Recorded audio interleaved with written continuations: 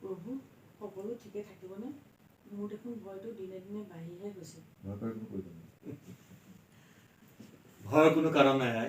মই মোৰ সৰ্বোচ্চ শক্তি প্ৰয়োগ কৰি এই আপোনালোকৰ চাৰিওফালে ঘৰটো বান্ধি পেলাম। বঢ়িয়া। এতিয়াৰ পৰা মানে কোনো বেয়া শক্তি আইতাহঁতক ক্ষতি কৰিব নোৱাৰে। এই মাথো কেইদিনমানৰ কাৰণে। কেইদিনমানৰ কাৰণে? আপুনি একেবাৰে পিঠাচটো খেলিব নোৱাৰিব। আপুনি একেবাৰে পিঠাচটো খেলিব নোৱাৰিব নেকি প্ৰভু? এই ৰুদ্ৰাক্ষ বাবাই কৰিব নোৱাৰা একো কাম নাই, কেৱল সময় অপেক্ষা।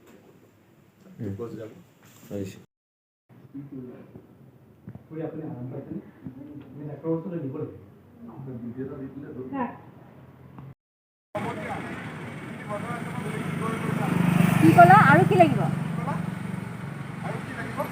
এটা এটাকে কৈ থাকিলে মোৰ মন